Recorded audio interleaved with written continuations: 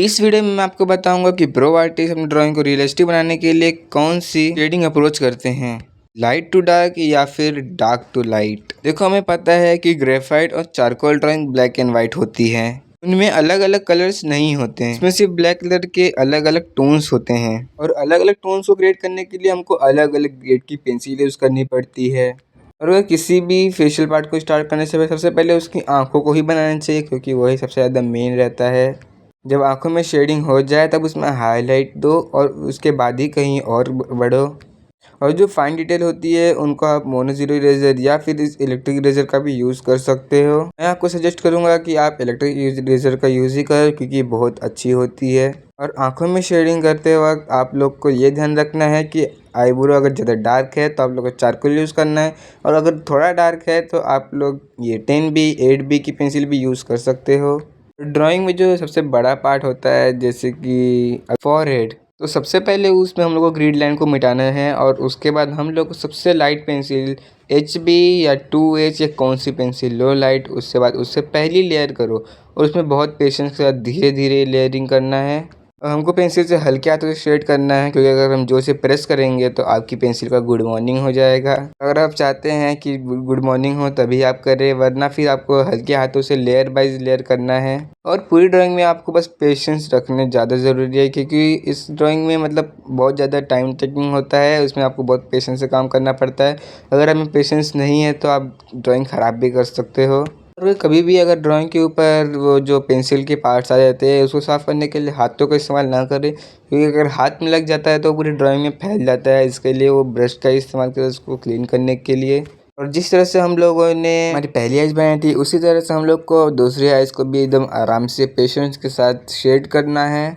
आप चाहो तो लाइट टू डार्क भी कर सकते हो, पहले डार्क वैल्यू उसके बाद मिड वैल्यू उसके बाद लाइट वैल्यू कर सकते हो। लेकिन अगर आप चाहते हो तो आप लाइट टू डार्क भी कर सकते हो, उसमें वो भी बहुत अच्छा होता है। दोनों ही काफ़ी अच्छे हैं, आपको जो आता हो उसी से करें। और अपनी पेंसिल को हमेशा शार्प रखें ताकि लाइन एक दूसरे से चिपक चिपक के ही रहे, उसमें पैचेस ना दिखे। और डार्क जगहों का वहाँ पे आप चारकोल पेंसिल का भी यूज़ कर सकते हो, मगर इस ड्राइंग में कुछ ज़्यादा डार्क नहीं था, इसके लिए मैंने 8B का इस्तेमाल किया। मैं 10B का भी इस्तेमाल कर सकता था, लेकिन वो बहुत ज़्यादा डार्क हो जाता।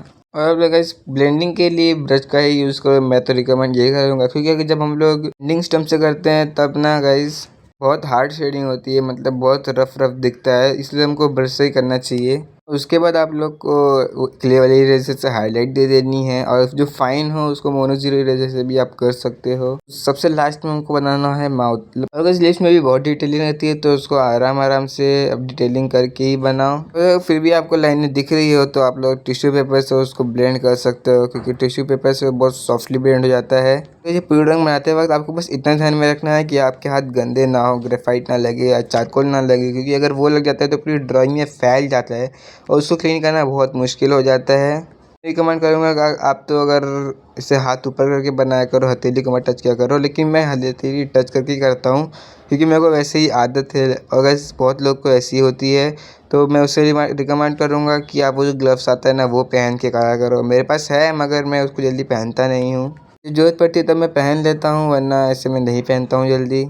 और गाइस, एक ज़रूरी बात, अगर आप लोग को भी ऐसे ही स्केचेस बनवाने हैं ना, किसके भी बनवाने हो, आपके आपके पेरेंट्स के, आपके किसी फैमिली मेम्बर के या फिर पेट्स के भी चलेंगे, बस आप लोग इस दिए गए नंबर पे ना व्हाट्सअप कर दो, या फिर गाइस आप लोग मुझे इंस्टाग्राम पे DM भी कर सकते हो। मैं पूरी कोशिश करूँगा कि आपकी ड्राइंग बहुत अच्छी बने।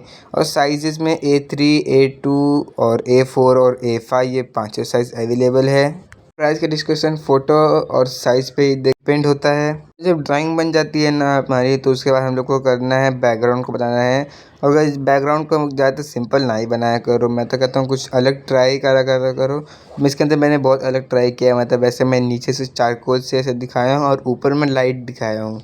मतलब पहले मैंने चारकोल का यूज़ किया है नीचे से, और उसके बाद ऊपर में जाके मैंने ग्रेफाइट को यूज़ किया है। मैं सोचा पहले कि चारकोल पाउडर से मैं नीचे से करूँ, मगर मुझे लाइन लाइन दिखाना था, इसके लिए मैंने इसमें रेड चारकोल पेंसिल का ही यूज़ किया है। अब भी चाहो तो ऐसा ही कुछ नया नया डिज़ाइन में से ट्राई करते रहा करो, ताकि आपकी ड्राइंग और बेहतर हो।